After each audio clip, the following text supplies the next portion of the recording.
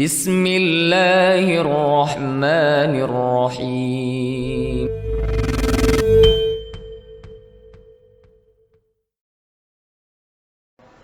Bismillah. Assalamualaikum warahmatullahi wabarakatuh.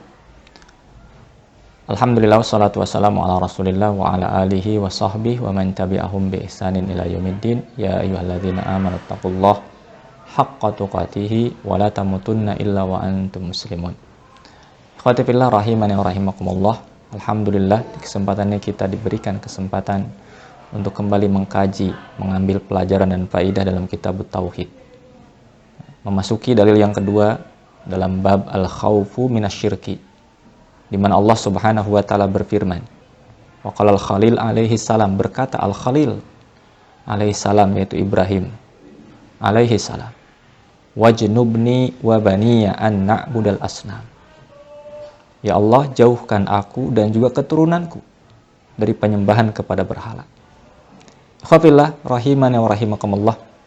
Ayat ini menjelaskan bagaimana Ibrahim alaihissalam dengan kedudukannya yang agung terdapat pada atau berada pada puncak mahabbah, puncak kecintaan kepada Allah Subhanahu wa taala, di mana beliau berdoa dengan penuh rasa takut kepada Allah Subhanahu wa taala agar dijauhkan dari penyembahan berhala.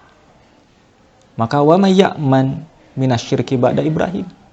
Siapa lagi yang bisa merasa aman dari kesyirikan setelah Ibrahim? Ibrahim saja tidak pernah dirinya merasa aman dari terjatuh kepada kesyirikan, sehingga terus meminta kepada Allah dengan sebenar-benarnya, dengan penuh rasa takut untuk dijauhkan dari penyembahan kepada berhala.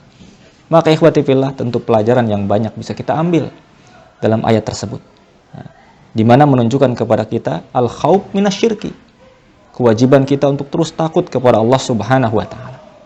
Beliau Ibrahim alaihissalam, Khalilullah, Imamul Hunafa, para imamnya ahli tauhid, yang menghancurkan asnam berhala dengan tangannya, tapi tidak pernah merasa aman dari takut dari terjatuh kepada kesyirikan, sehingga terus terpelihara rasa takut kepada Allah Subhanahu wa taala dari terjatuh kepada kesyirikan dan terus bergantung kepadanya. Ikhwati fillah rahimani wa rahimakumullah, di sini menunjukkan disyariatkannya kita berdoa, bergantung kepada Allah Subhanahu wa taala. Tidak pernah ada seorang hamba yang tidak membutuhkan pertolongan Allah. Maka kewajiban kita terus bergantung, memohon dengan doa-doa kita yang kita lantunkan kepada Allah agar senantiasa dijauhkan dari beragam bentuk kesyirikan. Ikhwati fillah, pelajaran yang lain, disyariatkannya masyru'iyatul insan li nafsihi wa li dzurriyyatihi. Tentu kita disyariatkan untuk berdoa bagi kemaslahatan kita sendiri, juga kemaslahatan keturunan kita. Dan maslahat terbesar tatkala seorang berada di atas tauhid. Keburukan terbesar tatkala seorang jauh dari tauhid dan terjatuh kepada kesyirikan. Dan itulah yang dimohonkan oleh Ibrahim alaihissalam. Dan dalam ayat ini ikhwati fillah juga terdapat bantahan yang jelas kepada orang-orang yang senantiasa mengungkapkan ungkapan bahwasanya tidak mungkin umat Muhammad SAW jatuh kepada kesyirikan. Mereka merasa aman dari terjatuh kepada kesyirikan, bahkan tidak pernah mempelajari dan tidak ada kemampuan membedakan antara syirik dengan tauhid, yang pada akhirnya mereka terjerumus kepada kesyirikan sementara mereka tidak menyadarinya. Kita tidak berharap menjadi kelompok yang demikian.